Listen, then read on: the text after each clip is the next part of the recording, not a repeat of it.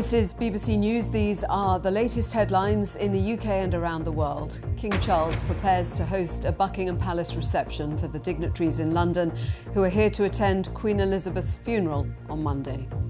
President Biden is among the hundreds of world leaders now in London for the service that will take place at Westminster Abbey. I've seen what London looks like day to day and what it feels like day to day, the hustle and bustle, and to see it just stand still, but do so poetically, is a very moving thing to witness. But it's also the most fitting tribute I can think of. The Queen was here for her people, and now her people are there for her.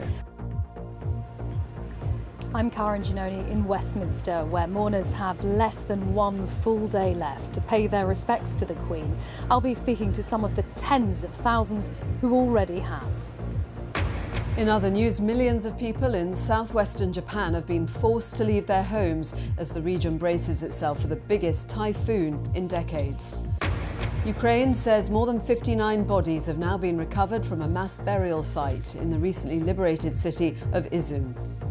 And coming up is London Fashion Week, and we take a look at the Queen and her style throughout the years.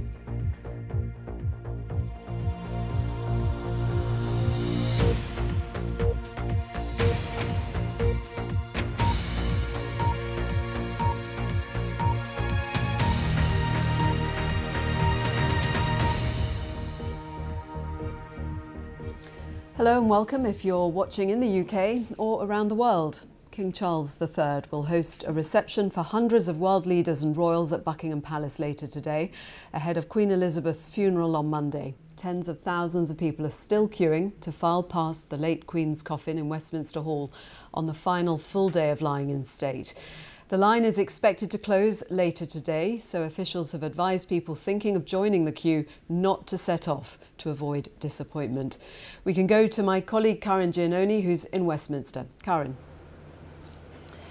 Joanna, welcome to Westminster, and potentially we are entering the final hours of the final full day that queuing can continue because, as you say, there is going to be a point, perhaps in the next few hours, when the authorities say the queue must close, that the people coming into this building in their tens of thousands will have to stop before the deadline of the official end of the lying in state at 6:30 on Monday morning. But still, for now, they come.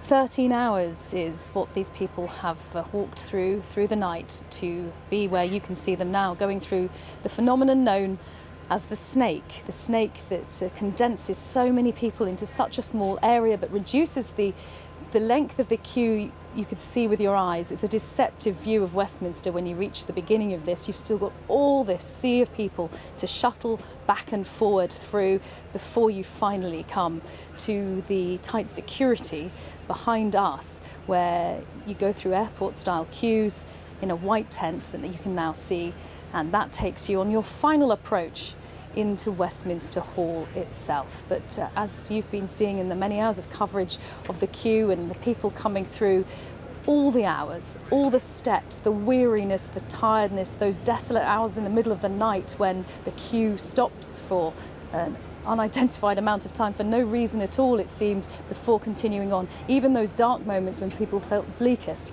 has been worth what they're coming through now. It has been a beautiful morning here in London. The sun has been shining all morning. People are getting rid of the blankets and the thick coats that have kept them going through the night. But